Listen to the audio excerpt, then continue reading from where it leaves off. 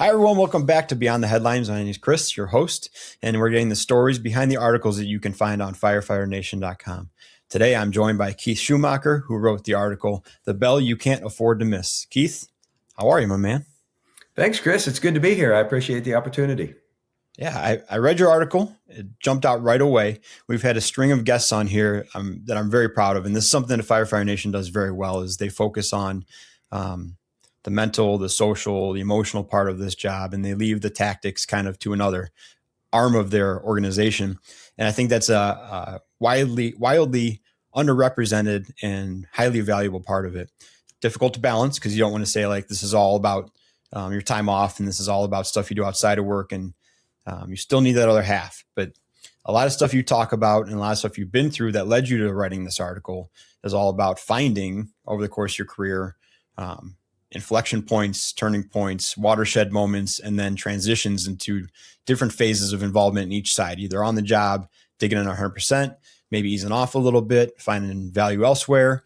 And I think the article you wrote and then talking to you before now and talking to you here, you're just a great person to talk to on going through your career, finding that balance, figuring out how involved is too involved, how uninvolved is too uninvolved, and helping us all out with that. It's a struggle. We talked about quickly. If you're under 10 years, it's hard to say, I want to go do something away from the department. You almost feel like you're betraying your department and the citizens you serve because you should be all in. But at a certain point, being all in means some trouble. So I told you I was going to read your bio, but at this point, I'd rather leave it up to you. So do a quick little bio. Okay. And then we'll kick it off. We'll talk about your article and see where we go. Okay. Well, my name's Keith Schumacher. First and most importantly, I'm a dad. And that is kind of part of what I mentioned in this article. Started in the fire service not too far from where I live now in North Myrtle Beach. I was a firefighter there for about 7 years. And the dream came true. I got a chance to go from a little department to a big city department in 91. I went to Atlanta. Got a chance to be a part of the Olympics, World Series, Super Bowls. It was a great time, and I really enjoyed my time in Atlanta. And like any fire department, had its interior political challenges now and then, but that's just part of the career we deal with. But what drove me to this article was kind of my experience with the fire department, but also my time as being a dad. You and I talked a little bit earlier. I didn't become a dad until a little bit later. And my wife is a teacher, and she didn't decide to become a teacher until after we were married. So I actually got to see her go through her bachelor's, master's, and eventually her EDS in educational administration. So I jokingly say I've got my vicarious degree in education as well. But when my oldest daughter I want to get into how fast this goes. My oldest daughter, when she was in kindergarten, I decided that I wanted to volunteer in the classroom. I wanted to be there, at this building where my wife worked and my kids were at, and my younger daughter was going to be there later. My whole family was going to be there. I had that, 48 hours off. I wanted to be doing something. But when I showed up at the school, it was kind of an uncomfortable fit. And when, the reception that I found that dads have a lot of times when they show up at the school is, oh, well, is there a problem, sir? Is there something we can help you with? And they don't really see you as somebody being there as part of that family engagement piece that the schools necessarily need to have. So that's kind of how I got involved in what I do now. And I went to was volunteering in the classroom, and the teacher said to me, it was actually the parapro, the assistant teacher said to me one day, she said, "It's just different when you're here." And I kind of thought that was a little weird that she said that. Now, being connected with the school through my wife, I kind of knew her, and I knew she could kind of be a little crass at times. So I didn't know if it was a compliment or if she was cutting me down, and I kind of challenged her on it. And I said, "Well, what do you mean?" She said, "Well, when you're here, the boys just seem to sit a little straighter. The girls are a little more attentive." She said, "I can't really put my my finger on what the difference is, but there's just a different air in the room. And I said, well, is it like that when any other dads are here? And she said, you're the only one we ever see. And that was a lightning bolt moment. And in the article, I said, it's just like hearing the, dwelling fire, it was that alarm moment. Yeah. And it bothered me. It really did. And I tried to get involved with the PTA at that school, which you would think parent-teacher organization, but PTA is a wonderful organization, but there are still a lot of local PTA units that are like, nah, you don't fit the mold. I was even told that, hey, you're going to have to wear a skirt if you're going to go hang out with those ladies. So, Chris, I was in the Emerald Society. That from work, though. Hey, I got a kilt, man. I was about to call their bluff, That's pretty good. I've noticed too. So I've volunteered for Nathan's school, the 6-year-old, when he was in kindergarten, now first grade. Gotten similar reactions. The other reaction we've gotten is like, you walk in and it's like when Arnold Schwarzenegger did Kindergarten Cop or Stripes, when it's like this whole class of kids and they're like, that's your group over there. And it's the class like trying to jump out the window and climbing on the walls. They're like, you get the wild ones. I'm like, what is going on here? Like, why am I policing these kids? And that they give you the rascals, which is fun. Yep. But you're like, okay, I guess I'm going to use some of my management sternness here to get these kids in line. So I've seen, I've experienced that also. And then it always drives my wife nuts because all the moms will be like, it's so great that you're involved. And she's like, who else do you think runs this family? But the dads get lauded for it, because it's a miracle that they're there for whatever reason. Let's just take one step back. Okay. Because we jumped appropriately right into the article and what you were doing. You said you volunteered at the school and you said you want to get more involved. And then you said, this is what I'm doing now. Give us a quick overview of what the program was to volunteer and get involved and what that led into. Because that's kind of the crux of, maybe I'm going out of order, but that's background information I think we need to continue on with the more backstory and more of what we're talking about. Absolutely. That time that I was trying to decide what to do, I was trying to figure it out. It was about 6 or 7 months later that I saw on ABC News. There was a story about a program. It's a national program known as Watchdogs, which stands for Dads of Great Students. And it was about a school in Olathe, Kansas. And they were just talking about the number of dads that show up, volunteer regularly. Not a big, it doesn't take a big time commitment. It doesn't take a lot of money. And I was enthralled with this thing. So I Googled it. I found out a little bit about it. Went to the principal, who I knew I had a little bit of an advantage there because she was my wife's boss. And I had known her from Christmas parties and social gatherings and whatever from the school. So, and plus the fact that she knew I was the one dad that was showing up. And I went to her and I asked her if she'd be interested in that. And she said, ironically, the same thing that to me that day that the principal told the original 2 watchdogs in Springdale, Arkansas in 1998. She said to me, this sounds great, but I've got to have something that I can say yes to. Go back, find out more, bring me back something that I can say yes to. So I did. Contacted the office, got the information, took it back to her, presented it to her. And she and I actually went through the training together, which back then it was a conference call. And we launched this program thinking we might get, 5 or 6 guys that might volunteer and be a part of what I was trying to do. But what I didn't understand, what I didn't know then is it was much bigger than that, Chris. We followed the guidelines and sent out the RSVPs for our first event. And we expected maybe 8 or 10 guys, and this is a school of 700. K through 5 school. When we got over 250 responses, there's a total of 285 eventually when we were done. I was in a panic because I had invited them for dinner and I got to figure out now how I'm going to pay for the pizza. Yeah. Which that was a great community and we worked it out. But I found out very quickly what a lot of folks figure out when they run these programs is that the guys, they really want to be a part of their kid's life. It's just that our culture and our society and stereotypes just, oh, that's mom's world. You just don't go in there.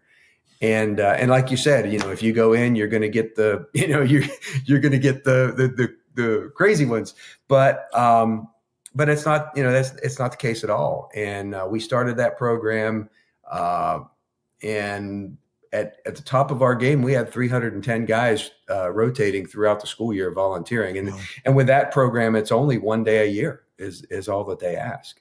So with that, the director had decided after our conversation on the phone that he was willing to come. He flew from Kansas City to Atlanta to be there for my event. Now that never, ever, ever happens, Chris.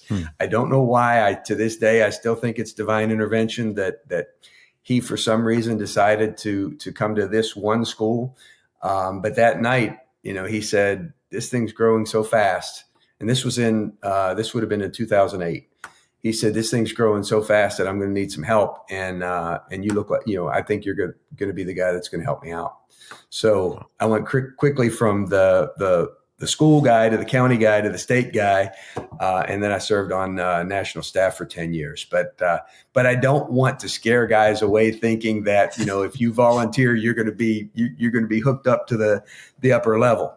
But that's a great program. But I learned that there are other programs out there as well. And I served on staff with them for 10 years. That was my side hustle. I'd get off work at 7 a.m, head straight to the busiest airport in the world, Atlanta, Hartsfield-Jackson International Airport. And I'd fly out to somewhere like Seattle or Chicago or Miami and do a gig training, and then come back. So it was a great gig. But when I retired, in 2019 from Atlanta Fire, they didn't have a full-time spot for me, and I was looking for a full-time gig. So I was very fortunate to be recruited to another program that people may have heard of. It's known as the All Pro Dad Chapters program. It's been around for over 25 years as well. It was actually started by Tony Dungy, for our football fans out there. I've met Coach. I've worked with him a couple of times. He's an amazing man, but I worked with them for almost 5 years. And then I didn't want to do the 40-hour thing anymore, but I wanted to do something on my own, and have a little more autonomy. So I formed my own organization, the National Alliance for Father-Friendly Schools, and then partnered back with the organizations there. So that's kind of where my career has been. I run this organization now. Have a lot of fun with it. Still travel a good bit, training folks, and just getting people to realize that. It isn't what people think it is. The schools do want dads. They want fathers and father figures. They want mothers. They want family members in schools that have Title I programs, which are the federal programs to help schools that may be struggling in some way. They're actually required to have family engagement programming and initiatives.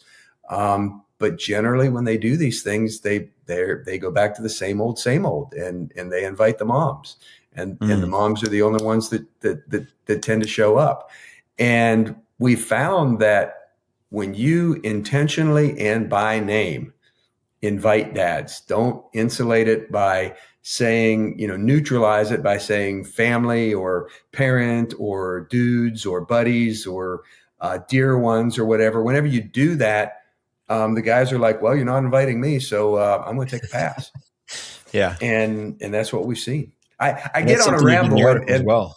Yes. You called them out specifically. Said, "Guess what, Dad's talking to you." So as you're going through that timeline, two major parts jumped in my brain. First of all, to do all the things that you were doing with the new organization, with all the volunteering, and then we'll get into the second part. With all the time you're spending on that, how much did you have to not be involved in with the fire department? Because it feels like for a guy that was as involved as you can't do all that without letting go of some of this over here. So True. At what point did you decide, like, okay, I'm not going to do all these trainings for the fire department. I'm not taking overtime, or I got to not do this responsibility, because if I do that, I can't do the kid in the school thing. How did that come to pass in your brain? Well, I can tell you that the the moment that changed things for me, and I did a TikTok video on this.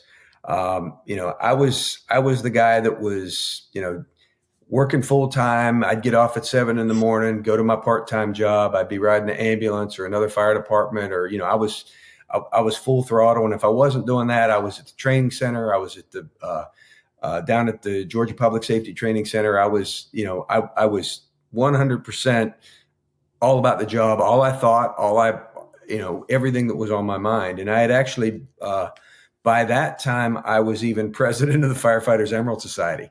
So, so I had a lot going on there with the benevolence side of that as well. But I got reassigned. I went from where I loved being out there in the mud and the blood and the making gravy at the fire scenes to 40 hours, and I got assigned to an instructor spot that I really didn't want, and that was when it kind of hit me that the fire department's a great thing, but if I'm not there tomorrow, they're really not going to miss a beat. And they just keep right on going. And then that's when it finally hit me that where I need to be showing up was more at home, with my family, with my girls. And then, and that's about the same time that I started doing the volunteering, and then all of this changed. So as far as working my job and doing the higher level stuff that I was doing, working at the time for Watchdogs, it was a balance between annual leave, swap time. Fortunately, Atlanta has a pretty liberal process as far as swapping, and when you got 1,100 people that you can swap with, I mean, of course, it was kind of limited because I had to stay within my own rank and classification. But I had a lot of guys that really supported me, and they were trying to do things, as well. A couple guys were going to school and different things. So that shift swaps, annual leave, our days, whatever it took to make it happen. But I think with that schedule, we just made it work. Yeah. Do you think how many years in your career were you when that inflection point happened? I would say that's a question I haven't thought about. So I came on in 91. I made lieutenant in 96, 95, 96. Well, it would have been 96 because it was after the Olympics. So I would say that probably would have happened, with me in Atlanta about 8 or 10 years in. Okay. Relatively early, if you look at the grand scheme of things, right? Did you have any conflict with guys that saw you making moves away from the job and trying to do something outside the job that said you should just stick it out and don't go pouting to something else? You should probably just take this on the chin and stay engaged and stick around? I see where you're going with that, but I'll tell you, just because Atlanta is such a big, diverse department, there were a lot of guys doing, a lot of different things. Mm-hmm. I mean, I wouldn't say that I was shunned by, not doing as much. Yeah. And of course, I was a paramedic. So there was keeping up your training on both the fire and the EMS. I did have my hazmat tech back then. So, maintaining all of that, I did do that. I was still doing the stuff that, they need to do to keep the job. Absolutely. Yeah. I've certainly heard and experienced people who are just afraid to do anything different because they're worried that once you're out of that spotlight, you can't get it back. And even more so, like you said, you might be considered a detractor at this point if you give up sacrificing everything for the fire department, Right. And I think that's just an important lesson to get across is there will be people that understand, and there's going to be people that have families that probably wish they would have throttled back a little sooner to spend more time outside of that. But I can tell you that, unfortunately I work with them. Unfortunately, they're in the spot mentally where they're like, right. I can't stop. I can't let go, or I can't throttle back because someone's going to take my spot, or they'll look at me as a quitter, or whatever. They're just deathly afraid to let go of that grip, and it ends up causing more problems at home, even though they're getting maybe what they wanted on the job. Now, the second part of that, which can I get to one thing before you get to the next part? And maybe I'm getting ahead of you here. I heard a quote, a good friend of mine. As a matter of fact, it came from Jim Walters, the current president of Watch Dogs. And he thought about this one day when he was talking to a dad, and he said, hey, can you volunteer at the school? And the guy said, I just don't have time. And I love Jim's response, and I've used it several times since then. He said, sir, you are absolutely correct. You do not have time. They will be gone before you know it. You need to step up and stand in and be there, or you're not going to have the chance. And that really kind of helps get guys to understand that, a career, in my case, I'm at like 42 years now, but your child's childhood is only 18 years. And, studies show that almost 90% of the time that a father spends with their child is spent before the age of 18. Man. Let's not get too far into these facts and figures. All right, pal. I don't want to make this a sad thing for me. This isn't meant for me to reflect on my life. Yeah, this is not meant for me to reflect on my personal slights, pal. We're talking to other people here. Okay, so let's not get carried away with the life lessons. All right, bud. But it's very impactful. And I certainly hear you. And I've actually heard that one of the guys I work with had a similar stat, but it was like under the age of 12 or 13, and the percentage of that too. And his daughter had a birthday. He's like, well, 75% of my time is all gone with her. I'm like, shut up. I'm like, what are you doing to me right now? Yeah. It puts it into perspective in just a brutal way. So that actually feeds into part two, what I want to ask you about. You decide to pivot a little bit, reduce a little bit of your involvement in the department, pour it into volunteering. That goes well. And now instead of being home, you're flying to Seattle to teach people how to be involved with their family, which is a cool thing that happens, right? At some point, did you be like, wait a second, this isn't what that was supposed to be. I'm supposed to be doing this to be more involved, not to take more time away to go teach people how to be involved. Did that happen? Was there also an inflection point on that side where you saw that you need to come back to the middle? Absolutely. There were times when I thought, okay, I need to reel back a little bit. One of the things that I constantly thought of is that, thinking of my own childhood, my dad was older. My dad was almost 50 when I was born. So when the time came for me to participate in sports or school activities or what have you, my dad was a great dad, absolutely great man. But he was not one that was going to come to the school or come to my sporting events. And consequently, I wasn't much of an athlete, but I took that lesson and I vowed that, when my kids were participating in something, it had to be absolutely catastrophic if I wasn't there. I never wanted my kids to look in the stands and, at an event or whatever and not see me there. And I made a very intentional effort with that. And of course, my boss at Watch Dogs, was 100% behind me on that as well. So I'm proud to say that, I was the father of a state champion triple jumper and a conference champion 200 runner. So holy cow, those athletes, man. Things went well.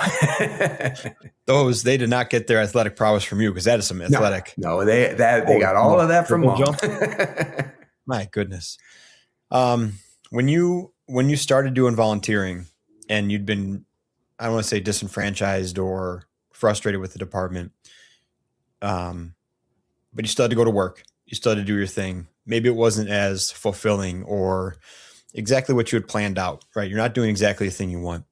Did you find that going and volunteering replaced or supplemented some of that sense of purpose and belonging and what you wanted to feel by being in the job? And would you suggest that, and you could say no, would you suggest that if someone is struggling with that, maybe digging in further to the job isn't the best thing? Maybe finding and diversifying your happiness a little bit could be an equally as beneficial thing. Absolutely. And we talk about work-life balance, but I will say that it was almost 10 years before I realized that that position that I thought I was so frustrated with, I felt like it had ended my career or put my career behind. Um, I did not realize until almost 10 years later that it was really a blessing in disguise. It was divine intervention because I in that role I learned to do what I do today. I learned to build presentations. I learned to speak. I learned to teach. I learned to write. And those were things I probably wouldn't have done, if I'd have been out there, you know, slinging snot and band-aids for, Yeah. Right. for those Yeah. years. But it also, that was the two things. It gave me what I do now. Plus the fact that it did, redirect me back towards my family. And, and that was really important to, to be able to make that distinction. And the thing is, and what I'll tell guys, if you're in that situation now and something happens and you get put in a position or you're not in a role that, that you think you want to be right now. I mean, there's probably guys listening to this podcast that are stuck riding the box that are like, I hate life, but realize that down the road, you're going to look back and realize that maybe that was divine intervention putting you in a place where you're going to have an experience, where you're going to learn something, where you're going to be able to do something that is going to be more of a blessing to you long term than the current frustration you're dealing with at the time. That's a powerful thing, and it's so difficult to have that foresight when you're stuck in it, right? And so I'm very appreciative that someone with that experience can say, like, just it'll get better or it'll be different. Different is fine for someone stuck in that spot, right? We don't need bells and whistles and miracles. We need different sometimes. So you had this large group of 280, 300 people, dads volunteering. What was the interaction like when a dad who didn't volunteer or wasn't in that group, when you were introduced to them, or that you went to the school and you're all in the same place and the kid's like, oh, that's the guy that comes and reads to me? Was it generally positive, or did you ever feel like a little bit of, not resentment, but like, I guess resentment, maybe that's an appropriate word, that you're the father figure for their kid, even if it's like they work and they can't be there. It's not their choice, What was the interactions like? And do you have any memorable ones of meeting those dads who weren't able to or weren't willing to volunteer? Oh, if I thought about it, I could probably think of several stories to keep us talking for another couple of hours here. But I can say that in a lot of cases, when a guy starts to think about it, they may have had a resentment as far as, oh, you want me to do this thing that I don't stereotypically feel like is important. Then, I just say, you know what? It's totally up to you. And I kind of give them somebody's going to influence your kids. Either it's going to be you or somebody or something else. What do you want that to be? If whatever you're doing, if it's the golf course, if it's the fishing pole, if that has more of a priority to you in your life, I'm not going to change that. But if you can put that golf club or that fishing pole or that whatever down for just one day and set foot in the classroom, because remember, schools are not what they were when we went to school, Chris. They're 1,000% different. And if a parent is trying to support their child's education based only on the memory of their own education, they're so far off base, it's crazy. And that is where we have the misunderstandings between teachers, between parents, because they don't understand each other. And unfortunately, in the post-pandemic world, the teachers still feel like they're under attack. They feel like they're being blamed for the learning loss. And part of my goal in what I'm doing particularly this school year, is to do everything we can to help those teachers feel appreciated and loved and supported. So getting back to your question, I would say that the majority of guys that I have talked to, They don't really feel a sense of resentment. I felt a lot of folks that, have been thankful that, there is a group of guys that are there.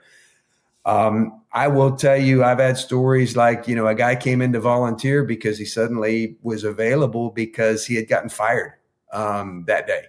And we were just three guys standing in the hallway just talking. And I had no idea what was going on in this guy's life. I just knew him from being around the building. And he said, we were standing there talking, and he said, yeah, he said, I just got fired. And he probably got laid off. I don't think it was a disciplinary thing. I think it was just a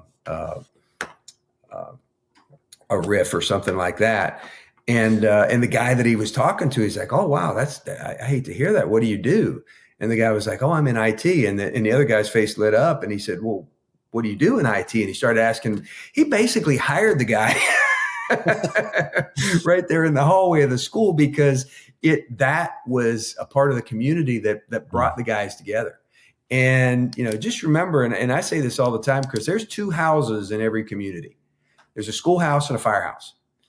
And those two buildings need to be connected. That's why, in my article, I even referenced, in my perfect world, the guys on the job would be spending time volunteering with the kids in their community at the school, and then turning around when they go home and being there for their own kids as well. That way, when we look at fire departments that are looking for pub ed interactions for engagement with their community, this is a great opportunity to do something like that. I would love to be able to put together a program to be able to support that. I've talked about it, but I got so many other projects on the burner right now.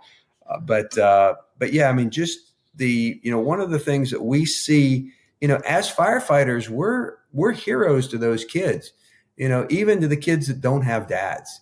And that's, one of the things that some of the pushback that I've gotten over the years. And I'm like, no, you don't understand. That's my passion. I don't want any kid to sit in any classroom anywhere and think there's not anybody coming in for me. To be able to connect them with somebody. And if we were able to connect them with the fire department, the police department, the EMS, or, positive role models, and like I said, in most cases, it's not that heavy of a commitment. When we talk about mentoring programs, that's different. Mentoring programs are, high level, background check level things, every month, every week, off campus time, things like that. Those are great. And if you can do that, I highly encourage you to. But most folks don't have the bandwidth to do something like that. But if you can, take a day off and go into the school and go to a couple of classrooms, read to kids, have lunch with some kids, and just be that positive role model. You don't have to be in uniform. You don't have to be Freddie Firefighter, stop, drop, and roll. Just show up as a dad. And that is just as powerful. We wear that Maltese cross on our sleeve, and that's our persona, and that's who we are.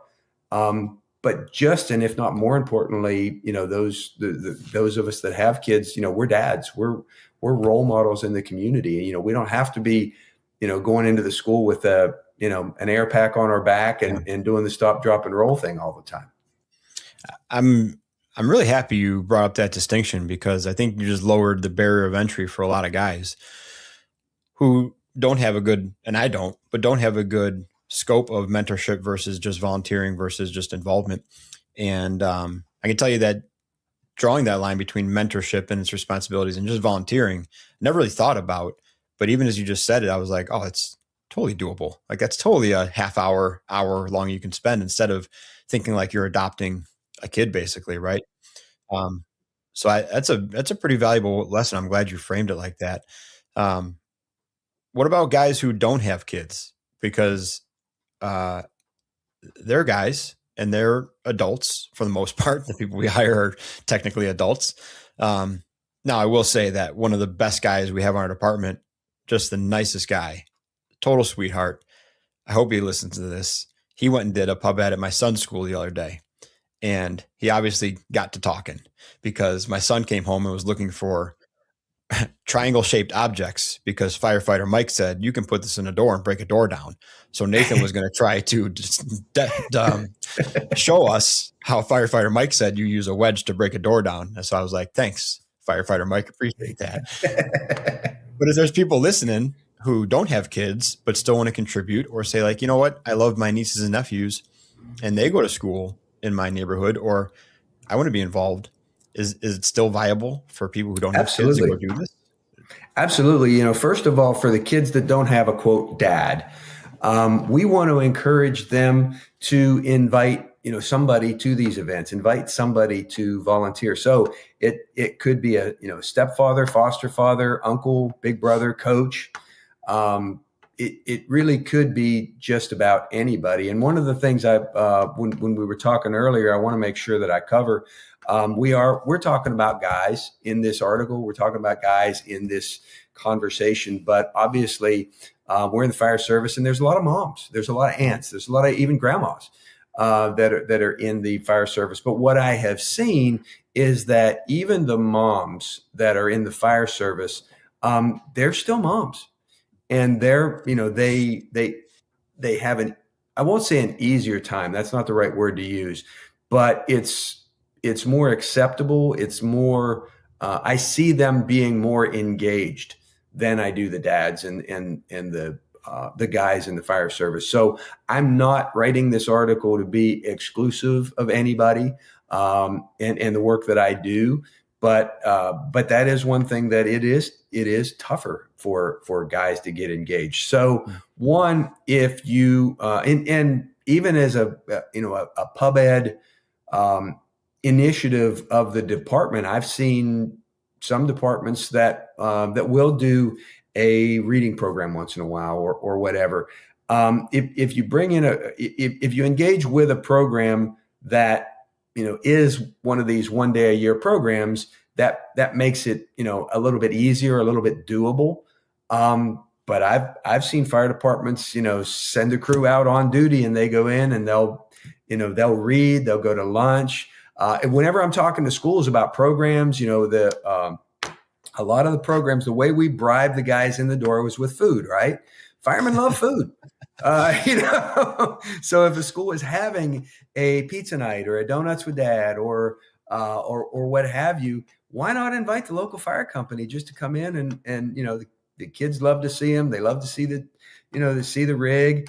But just invite them over for lunch. And that's that's an easy way to get your foot in the door with stuff like that. But to answer your question, and I've gone way around the block to get there, there is absolutely no reason why anybody couldn't walk into a school, volunteer. Most of the schools with these higher engaged programs do require a background check. Mm-hmm. Obviously, if we're on the job, we've got something going. But I will tell you, just because you have a background check with the city of XYZ, whatever, doesn't mean the school district isn't going to say, no, you need to go through our background check. I think at this point, I'm working about 6 different background checks from different organizations.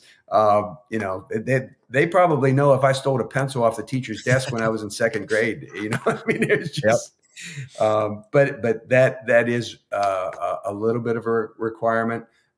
Some of the programs, particularly the ones that are asking you to volunteer the full day, they do ask you to buy a t-shirt. And that's just so for safety precautions. When somebody is in the building, they're only going to be there 1 day a year. It's really important, particularly and you and I know in the case of a school emergency, it's important to be able to identify, who they are without question.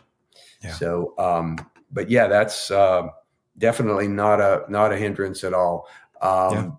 But if you do show up at the school and they kind of give you that, we're full, we're good, we got plenty of volunteers, keep pushing.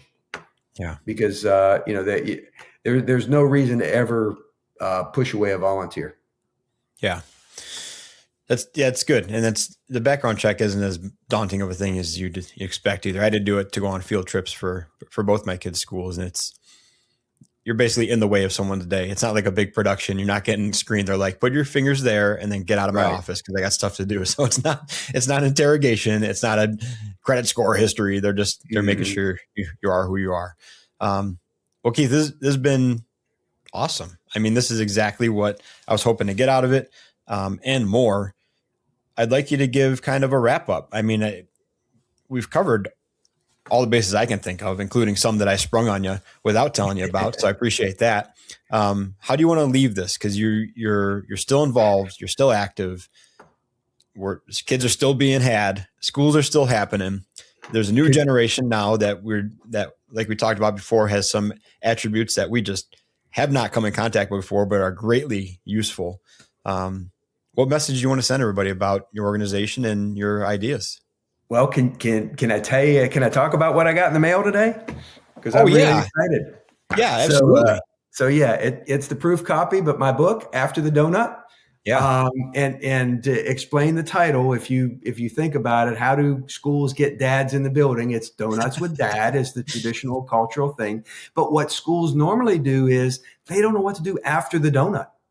And in a lot of cases, they get, these tremendous response, 200, 300 guys show up, they eat a donut, and then they wave and they go out the door and the school never sees them again. So this is a resource guide for school administrators, school counselors, family engagement people. I could even stretch it, maybe say fire service pub ed people. That would be a stretch for this edition of it. No, you can stretch anything. Dude, I always said the best leadership books in the fire service are leadership books from management in 1990 from the corporate world. So you're right in line with everything. Yeah, absolutely. So this is the proof copy. I'm excited to have that be coming out. I'm working on a couple of children's books that are addressing the issue of what happens to the child that doesn't have a dad when the school announces they're having Donuts with Dad, and how the school can support them and kind of wrap their arms around them. So I've got a lot going on. I would be more than happy to help anybody that has any questions. Just no obligation, just feel free to give me a call, ask about the programs, how, if a dad wants to engage with other dads in the school community, if they're that one guy that actually got suckered into being on the PTA, and they want to take it to another level, I'd be happy to help them out. So my organization is known as the National Alliance for Father-Friendly Schools. The webpage is a little bit long, but it says its name. It's fatherfriendlyschools.org. You can reach out to me. I don't know if it'd be necessary for me to put my phone number out there, but I will. It's 910-294-0332. That is the line for the National Alliance for Father-Friendly Schools. What I do is I help schools launch the programs that we've talked about, or some of the other programs, or several other programs regionally across the country that are available as well.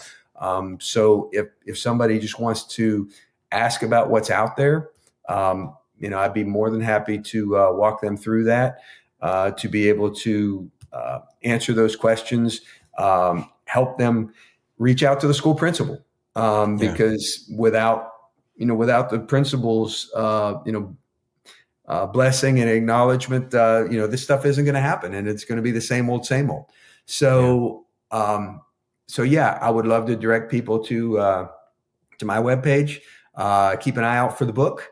Call me if you have any information. You can reach out to me on Facebook. There's my contact information is on the articles that I've been very fortunate enough to have published on Firefighter Nation. And I should have started with this, but I really want to say how thankful that I am for, one, my good friend David Rhodes, who I worked with for several years, and to Firefighter Nation for taking this initiative to kind of go beyond the, what size line do you pull for, how many GPMs, all of that kind of stuff. But the realistic stuff we have, the stuff behind the headlines, the stuff that, the guys are dealing with, the mental health issues, the family issues, I've lost, when I did that video, I said I lost 3 friends to suicide in this job, but I started thinking about it, and it's actually much more than that. So